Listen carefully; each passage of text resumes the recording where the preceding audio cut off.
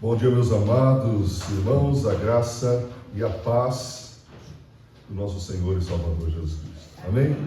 Os irmãos poderão perceber que minha voz melhorou. Não está por 100%, né? Ainda está uma voz ainda muito baixa, né? A tonalidade, mas estamos bem melhor do que da outra vez. É uma alegria estar junto com os irmãos, adorando a Deus, cantando louvores ao nosso Deus eterno e também a Escola Bíblica Dominical, que foi retomada aos domingos, um tema tão importante que é a interpretação das Escrituras. E agora nós vamos então olhar para as Escrituras, no texto que já foi lido, Atos capítulo 5, versículos 17 a 32. Nós vamos ler parte a parte e eu quero falar então sobre o testemunho. Uma igreja cheia do Espírito Santo testemunha de Cristo para a glorificação de Deus Pai. Esse é o título da mensagem. Uma igreja cheia do Espírito Santo testemunha de Jesus Cristo para a glorificação de Deus Pai. Amém? Que o Senhor abençoe a sua palavra em nossos corações nessa manhã. Bom, quando nós falamos então do testemunho cristão, esse texto está voltado a esse contexto, né, de perseguição, de oposição muito ferrenha. O inimigo está esperneando, ele está vendo que a igreja está crescendo, Jerusalém repleta de cristãos, o movimento do amor de Jesus Cristo está crescendo, está ganhando as ruas, está ganhando até membros do Sinédrio. Algo começa a ficar muito insustentável por parte da classe religiosa. Eles querem preservar o poder que eles têm. Eles querem preservar a tradição que desviou da palavra. Uma tradição que já não interpreta a Bíblia de forma correta, o Antigo Testamento. Nem a Torá e nem os profetas, eles não conseguem enxergar as profecias messiânicas. Mais de 400 profecias messiânicas, 324 para ser mais exato, né? São profecias que falam a respeito do Messias. E por incrível, eles não conseguem perceber que essas profecias são cumpridas na pessoa e na obra de Jesus. Então eles tentam preservar o poder, preservar a tradição, só que o judaísmo está falido, porque o templo não tem mais sentido, os sacrifícios não têm mais sentido. Então toda a prática religiosa aos olhos de Deus já não tem mais sentido. E o povo também começa a perceber isso, começa a olhar para aquilo que a liturgia do templo transmite e começa a olhar então o ensinamento de Jesus. O ensinamento de Jesus traz libertação, as palavras de Jesus têm poder, Jesus tem autoridade intrínseca, não é uma autoridade delegada, é autoridade que ele tem mesmo, por si, por suas palavras, por seus gestos, por suas ações, até mesmo pelo seu silêncio. Jesus então traz, e as pessoas que têm o coração aberto percebem que ali não é apenas um homem, é o próprio Deus encarnado. Então muita gente começa a perceber isso e eles veem que Jesus ressuscitou, porque o poder de Jesus está sendo operacionalizado através da instrumentalidade dos apóstolos da igreja. Afinal de contas, o livro de Atos é essa continuidade daquilo que Jesus começou a ensinar e começou a fazer, ensinar e dar continuidade então no livro de Atos. Chegamos então no capítulo 5, onde nós temos aqui uma perseguição e uma prisão. Eles prendem os apóstolos e aí tentam calar os apóstolos, ameaçam, prendem, tortura psicológica, tortura física, né? Pensam que vão calar os apóstolos, mas Deus está na jogada, né? Agindo Deus, quem impedirá? E Deus então manda o anjo, e o anjo vai lá na prisão não é a primeira vez, né, no relato aqui de Atos, e liberta, né? E o anjo vai dizer assim: olha, vão para o templo, vão e preguem, continuem pregando. Nós temos aqui algumas exigências e características do verdadeiro testemunho cristão. Pelo menos 3 que eu consegui ver aqui no texto. A primeira é a obediência primaz, a obediência a Deus como prioridade do testemunho apostólico, o testemunho da igreja cheia do Espírito Santo. Vejamos então os versículos 17 a 20, que diz assim: e levantando-se o sumo sacerdote e todos os que estavam com ele, e eram eles da seita dos saduceus, detalhe, seita dos saduceus, encheram-se de inveja e, lançando mão dos apóstolos, os puseram na prisão pública. Mas de noite um anjo do Senhor abriu as portas da prisão, tirando-os para fora, e disse: ide, apresentai-vos no templo, e dizei ao povo todas as palavras desta vida. A vida é Jesus, né? Digam todas as palavras, não tenham medo, falem mesmo. E aí então nós temos a obediência a Deus como primeira grande característica de uma igreja cheia do Espírito Santo, que testemunha de Cristo para a glorificação de Deus. Então, nessa obediência a Deus, primeiramente, o testemunho ele enfrentou e ainda hoje enfrenta uma dura oposição. Percebeu quantos países, quantos governos são contra Cristo? São contra o cristão? Durante a história, desde a época de Jesus, já tem mais de 2000 anos então, o grupo mais perseguido, o segmento mais perseguido, não foi uma perseguição racial, não é uma perseguição sexual, não é a perseguição contra uma determinada raça, determinada etnia, não é uma perseguição só das mulheres. O grupo que sofreu mais perseguição, aonde houve mais martírios, são os cristãos. Começa lá com os judeus, os religiosos, depois o império se levanta, o maior império de todos os tempos, o Império Romano, se levanta contra os cristãos. E hoje todo regime autoritário, todo regime ditador, eles perseguem os cristãos. Não há de surpreender que daqui a algum tempo sofreremos aqui no Brasil também, do jeito que a coisa anda, né? Já houve aí a inclusão de um determinado pastor no inquérito do golpe, né? Então já começa a mexer com os evangélicos, independente de quem seja, e está comprando uma briga, né, com uma nação que ainda, pelo menos pelo nome, se diz cristã, né? E hoje ainda é a maior potência do mundo.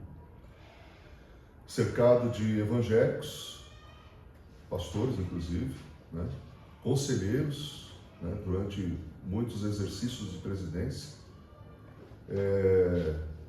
a pessoa mais condecorada, o civil mais condecorado da história dos Estados Unidos foi exatamente o evangelista Billy Graham. Foi o cidadão, não sendo militar nem político, que mais foi condecorado, né, pela maior nação do mundo. Mas a perseguição existe. Às vezes a perseguição ela é explícita e às vezes essa perseguição é velada. Às vezes a perseguição é contra o coletivo, às vezes a perseguição é contra o indivíduo. Quantos cristãos no Brasil individualmente sofrem perseguição no ambiente de trabalho? Porque se declaram evangélicos, se declaram cristãos, se posicionam como cristãos. São preteridos porque não fazem parte da corrupção de determinados esquemas de empresa ou de segmentos partidários. Então, eles são colocados de lado, são perseguidos, são preteridos, não ganham os cargos, não chegam aos cargos que deveriam para a sua competência, porque são perseguidos. Quantos jovens universitários são perseguidos no ambiente universitário? Porque se posicionam como cristão. No ensino médio, nas escolas, né? Quando um filho não participa de um evento da escola, por exemplo, que é um evento declaradamente pagão, essa criança ela sofre perseguição. Então a perseguição ela é velada, e tem países que a perseguição é descarada mesmo. É um crime ser cristão. É crime obedecer a Deus. Mas por quê? Porque vai contra um sistema de poder, vai contra regimes autoritários. Essa obediência, em primeiro lugar a Deus, além de enfrentar uma dura perseguição, como aconteceu aqui no texto, de 17 a 18, como nós lemos, também ela tem uma característica de lutar por aquilo que é justo, lutar pela justiça. É interessante que também na história do cristianismo, muitos homens de Deus, mulheres de Deus, se levantaram contra o regime injusto. Vamos pegar aqui, por exemplo, um que ganhou o prêmio Nobel da Paz, Martin Luther King. Era um pastor. Martin Luther King, ele disse uma frase muito interessante. Aliás, ele disse duas frases interessantes, né?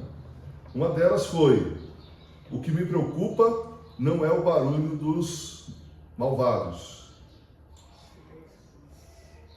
dos injustos, dos corruptos. O que me preocupa é o silêncio das pessoas de bem. E outra frase também muito famosa de Martin Luther King, qual foi? Eu tenho um sonho. Eu tenho um sonho. I have, ok? É isso aí. I have a dream. Eu tenho um sonho. Qual era o sonho de Martin Luther King? Que houvesse justiça diante de uma situação insustentável em determinada parte do país. E ele morreu, foi perseguido, morreu, foi assassinado por conta dessa bandeira que ele levanta para estabelecer justiça. Quantos homens e mulheres de Deus se levantaram e foram perseguidos? Então, o testemunho, quando se obedece primeiramente a Deus, é um testemunho que se luta pela justiça. Eu fico pensando até que ponto nós devemos, abrindo parênteses aqui, diante daquilo que nós estamos vendo, né? Até que ponto devemos se envolver, não devemos se envolver, cabe aí uma reflexão para todos nós. Terceiro lugar, dentro da obediência primaz a Deus, requer um relato daquilo que se viu e daquilo que se ouviu. Veja aí o versículo 20. Ide apresentar-vos no templo e dizei ao povo todas as palavras dessa vida. Então, tudo aquilo que eles viram, tudo aquilo que eles testemunharam, Jesus ele foi muito intencional em seu ensino. O ensino de Jesus não foi apenas para transformar pessoas simples em pessoas intelectuais, em pessoas, para a sociedade, pessoas que fazem um bom discurso, ou pessoas sábias. Não, ele ensinou com um propósito, o propósito que dá missão. Então, quando nós falamos de unidade, nós temos que falar unidade com o propósito da missão. Não existe comunhão sem missão. Missão leva à comunhão.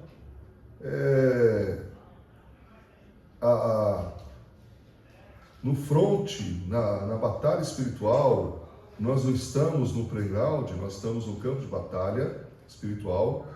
Nesse campo de batalha espiritual, que às vezes é imperceptível e traz tantos males, porque a gente pensa que tudo é comum, que tudo é natural, que tudo é psicologia, que tudo é remédio, que tudo é aquilo, que tudo o problema é a pessoa que não se comportou bem, e a gente joga tudo para o ser humano, tudo para o aspecto natural. Esquece que muitas vezes, de forma muito sutil e imperceptível, o inimigo trabalha nos bastidores, sutilmente, mexendo os pauzinhos. É uma mente pensante que manipula situações, manipula pensamentos, manipula pessoas para o objetivo que ele deseja. Então é necessário que falar daquilo que se tem vivido, que se tem experimentado. Então, se houve realmente uma genuína conversão, uma mudança de vida, fale sobre isso. Se houve a constatação de uma resposta de oração, fale sobre isso. Se houve uma transformação de situação, de coração, de mente, fale sobre isso. Os apóstolos falaram exatamente aquilo que eles ouviram. E eles absorveram, porque o ensino integral e peripatético, ou seja, enquanto andava, enquanto vivia, ensinava, e tudo que fazia era o ensino, e até mesmo o silêncio de Jesus se transformava em um grande ensinamento. Os milagres têm fator de iluminar aspectos da sua obra salvífica. Os milagres não são feitos para dizer, ele é poderoso, ele é o curandeiro. Jesus nunca quis ser chamado de curandeiro. Jesus até fala, olha, não fale para ninguém determinados milagres. O propósito dos ensinamentos de Jesus são o propósito de iluminar aspectos da sua obra salvífica. Outra questão, outra característica, outra exigência aqui do texto. Agora nós vamos para os versículos 21 e 22. O testemunho exige a glorificação de Deus. Versículo 21 e 22. E ouvindo eles isto, entraram de manhã cedo no templo e ensinavam. Chegando, porém, o sumo sacerdote e os que estavam com ele, convocaram o conselho e a todos os anciãos dos filhos de Israel enviaram ao cárcere para de lá os trouxessem. Mas, tendo lá ido os servidores, não acharam na prisão e, voltando, lhe anunciaram. Então, que interessante aqui, né? Os movimentos aqui do texto.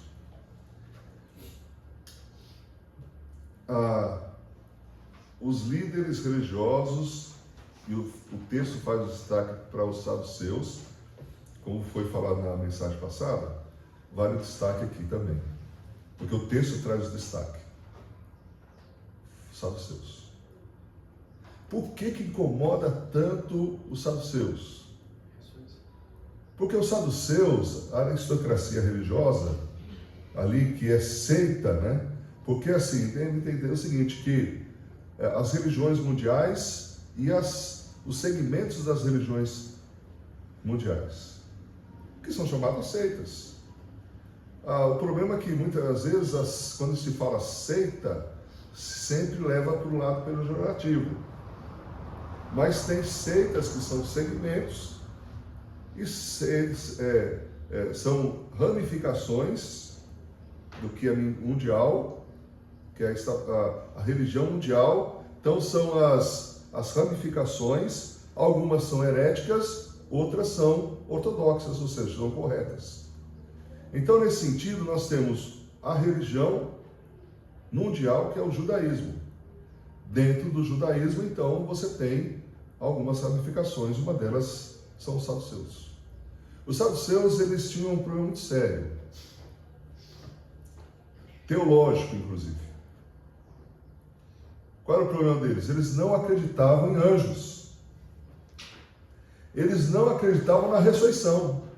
Olha que interessante o texto. Quem que vai libertar os apóstolos? Os anjos. O anjo. Quem foi? Quem libertou? Quem era? O anjo. Como assim anjo? Não existe anjo. Não, mas o anjo.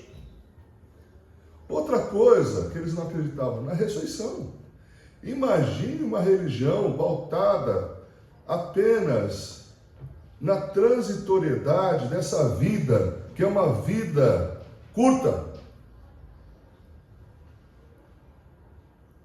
Nossa vida é curta. Quanto mais tempo vai passando, quanto mais idade nós temos, às vezes vamos olhando para trás e assim, o tempo passou muito rápido, foi? Poxa, já estou com essa idade, quando a gente faz aniversário, tem alguns que são jovens, quando faz aniversário, gostaria de ter mais anos. Quem tem mais idade, quando faz aniversário, fala assim, eu gostaria de ter menos anos. Os anos passam, nossa vida é curta. Imagine uma religião pautada apenas na transitoriedade temporal dessa vida.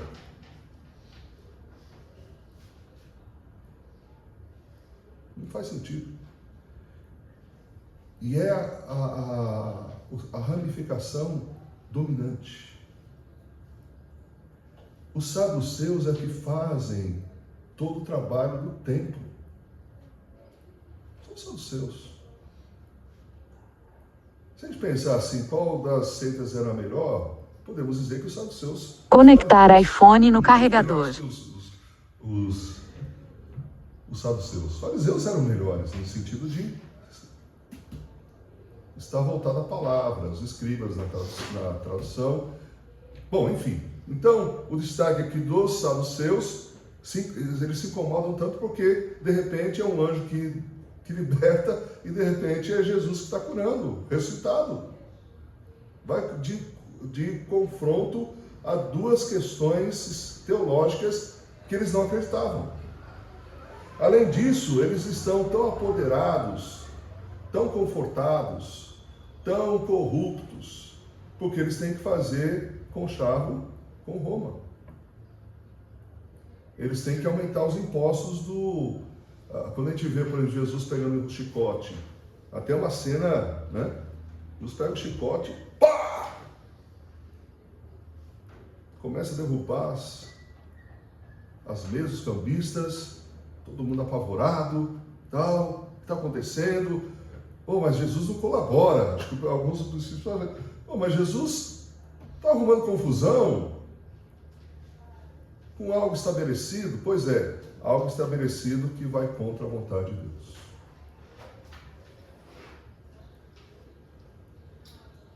O templo foi idealizado por Deus para ser uma casa de oração para todos os povos.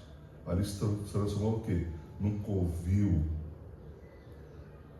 uma corrupção, juros. Sabe de onde vem essa história de juros? São dos judeus. Imposto, juros. Quem aguenta? O judeu sai de lá, longe, não consegue trazer a ovelhinha.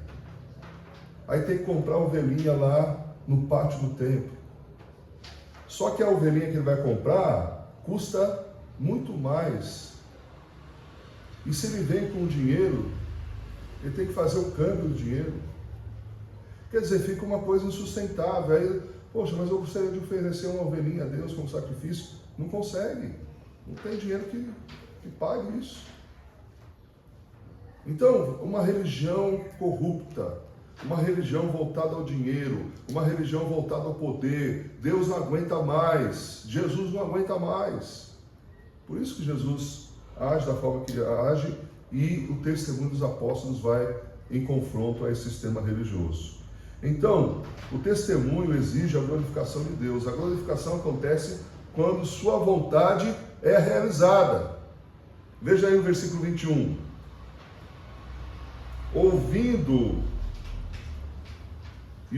eles isso, entraram de manhã no templo, entraram de manhã cedo no templo e ensinavam. Então, Deus é glorificado quando a sua vontade é realizada. Qual é a vontade de Deus? Que haja o ensinamento público, que haja a proclamação da palavra. a tempo e fora de tempo. Ensine. Então nós vamos ver que o ensino é importante, o ensino transforma a sociedade, o ensino transforma vidas, o ensino é importante, a escola bíblica dominical é importante. Muitas vezes a escola bíblica dominical não é escola.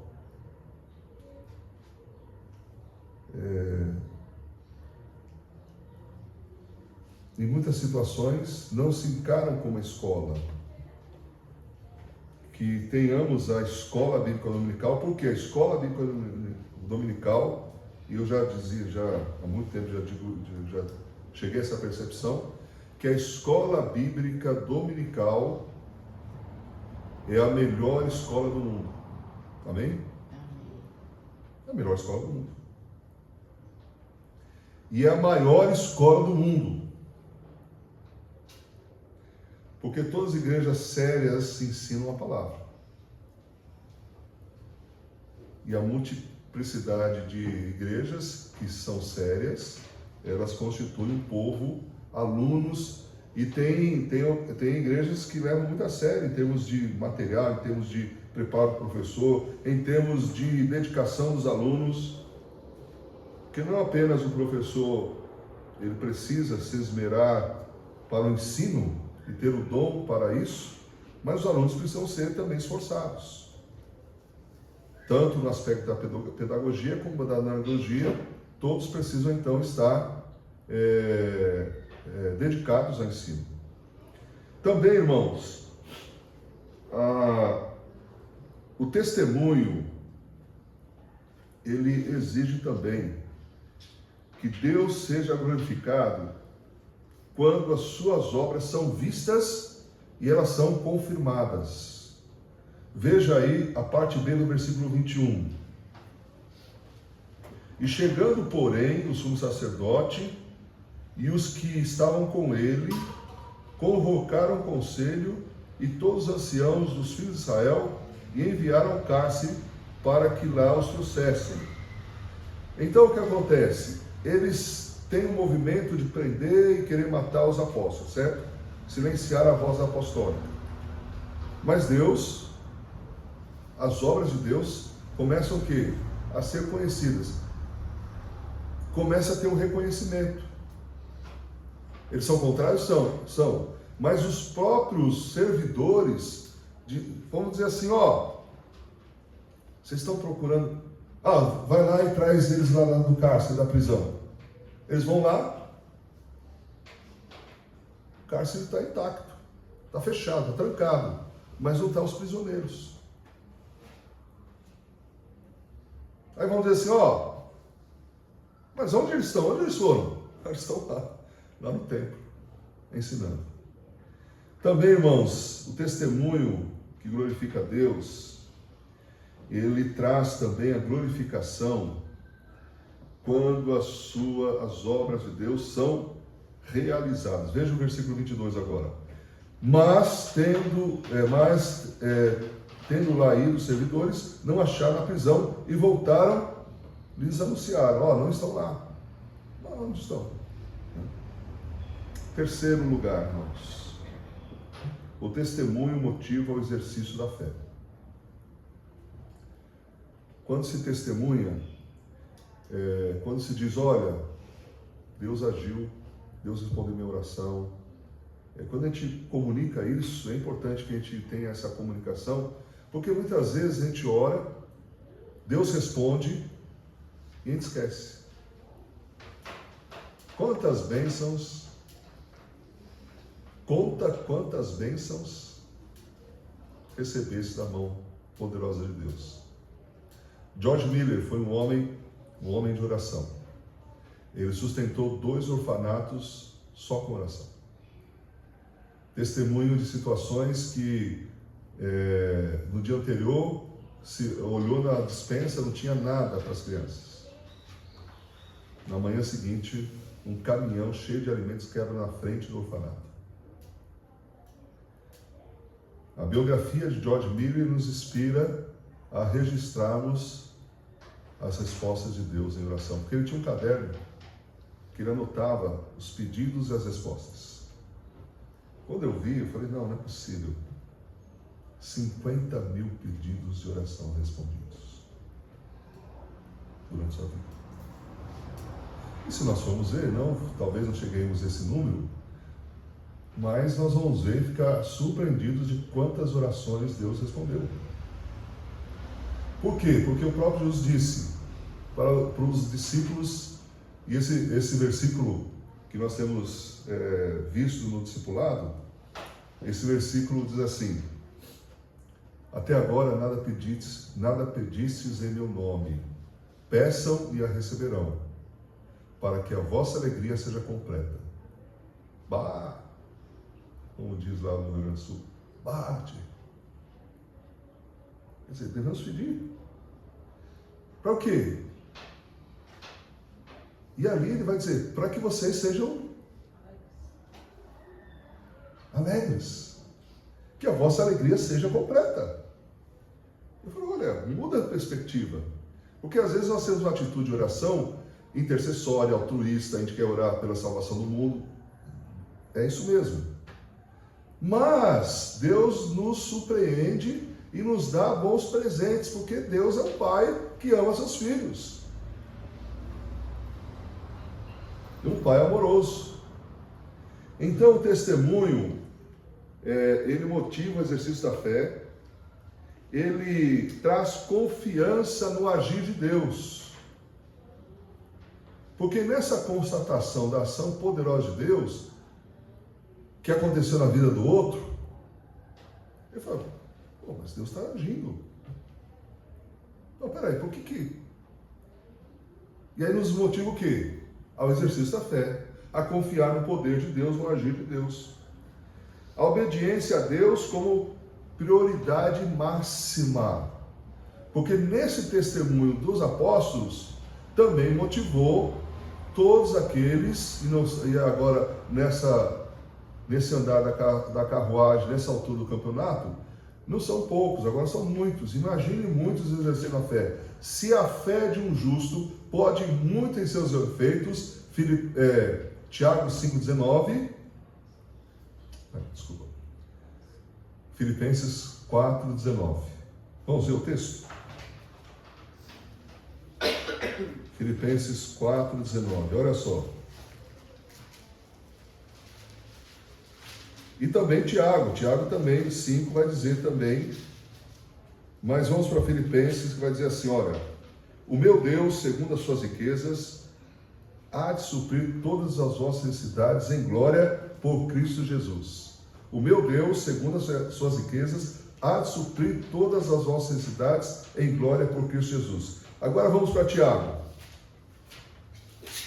Tiago 5. Sim, a oração do justo pode muito em seus efeitos. A oração, versículo 5:15. A oração da fé salvará o doente, o Senhor o levantará, e se houver cometido pecados, eles serão perdoados. Aí versículo 17. Elias era um homem sujeito às mesmas paixões que nós, e orando pediu que não chovesse, e por 3 anos e 6 meses não choveu sobre a terra. E orou outra vez, e o céu deu chuva, e a terra produziu o seu fruto. Irmãos, se alguém dentre vós tem desviado da verdade, e alguém converter,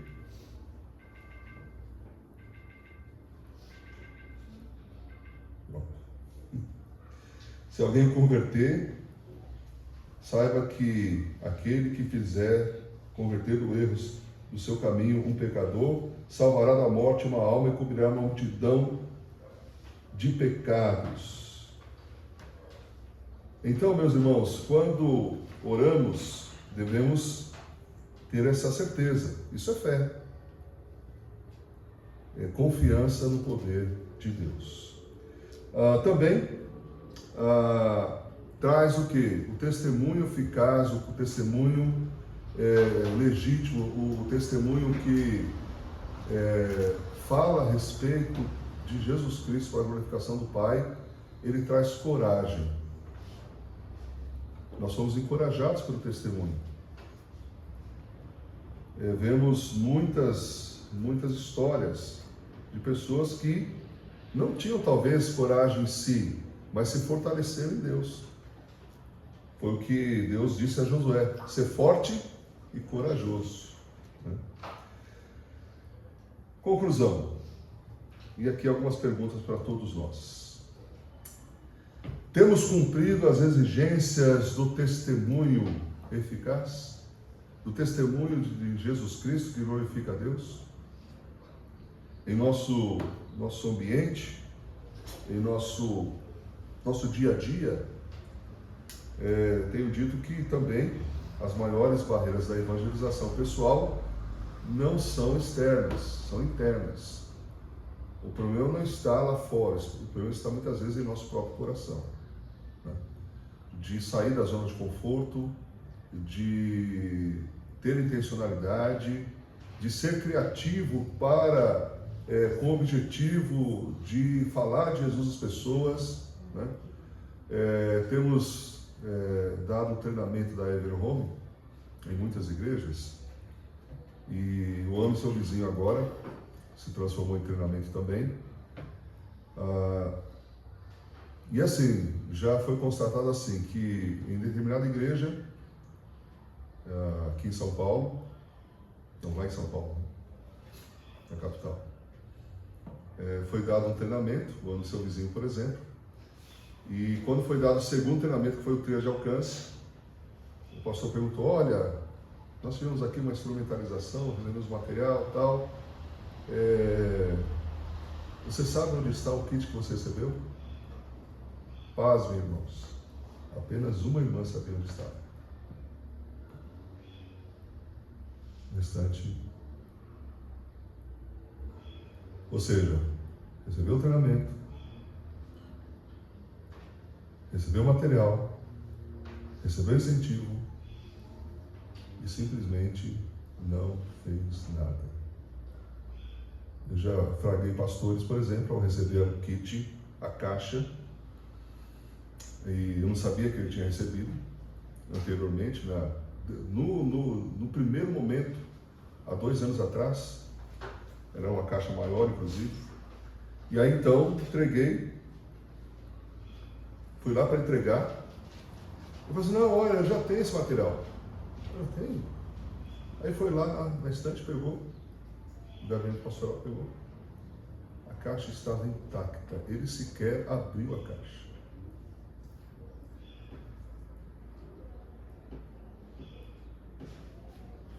A dificuldade está lá fora? A dificuldade está aqui dentro do testemunho. O que o anjo falou para os apóstolos? Vocês vão ser libertos com propósito. Vocês vão ser libertos para testemunhar. Irmãos, nós somos libertos das trevas para testemunhar. Nós somos geração eleita, sacerdócio real, nação santa. Para o quê? Para anunciar as virtudes daquele que nos chamou das trevas para a sua maravilhosa luz. Existe um propósito aí. Se nós não cumprimos o propósito, estamos falhando, estamos sendo injustos, estamos sendo covardes, estamos sendo egoístas, estamos se transformando nas piores pessoas da face da terra, porque é como, por exemplo, a pessoa que tem o conhecimento da cura do câncer e não comunica para ninguém, não fala para ninguém, não grita nas ruas. Porque uma situação como essa, que quando não se testemunha a respeito de Cristo, é pior do que a pessoa que tem o conhecimento da cura do câncer. Por quê? Porque a cura do câncer é temporal. A salvação é eterna. Então, se a gente pensar nesses níveis, espera aí, não podemos nos acomodar de forma nenhuma. Não nos podemos desviar do foco. Precisamos ter o foco no quê? De ser testemunhas de Jesus Cristo, aonde estivermos. Quando nós somos motivados pelo Espírito Santo, cheios do Espírito Santo, Deus vai colocar pessoas, vai dar oportunidades, vai nos dar criatividade, vai ter essa interação, essa convergência da ação humana e o poder de Deus, porque É impressionante, irmãos, o livro de Atos, que essa questão, como eu já disse anteriormente, mas a gente vê a cada texto e me alegra ver que há uma convergência do poder de Deus, da soberania de Deus e da participação do ser humano, da liberdade do ser humano. Elas interagem aqui, elas estão juntas, não tem como separar. Você fala assim, não, só Deus está agindo. Não! Deus está agindo através da igreja, através dos cristãos. Por que não seria muito mais fácil Deus fazer tudo? Sim, mas Ele conta com a nossa instrumentalidade. Segunda pergunta para todos nós. Diante da oposição, como tem sido o seu testemunho? Talvez você não sofra uma perseguição direta, mas uma perseguição velada. Como que você tem reagido diante da perseguição? Terceira e última pergunta. Tenho deixado o Espírito Santo usar-me? John Stott, ele disse o seguinte: quanto mais se lê a Bíblia, mais se tem vontade de se evangelizar. Quando está cheio do Espírito Santo, o Espírito Santo nos conduz. Aí a pessoa, né? O ID é o quê? É um movimento em direção ao perdido pecador, seja aqui, seja ali, seja além. Então o ID não é só para os missionários que vão para o campo transcultural.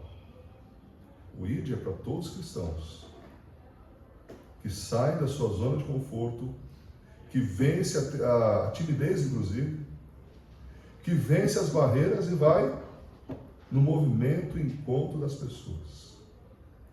Chegando aqui, eu vi o casal ali na porta, vizinhos. O nome dele é Rafael, estava lavando o carro. Falo, não falo, já entro para beber, não entro. Eu pensei, vou lá. Me apresentei e tal. Ó, nós temos aqui igreja, nós temos aqui igreja, assim. EBD, escola cultural, onde se aprende a Bíblia, às 9 horas, o culto às 10. Né? Ah, não, tal. Ah, que bom. Né?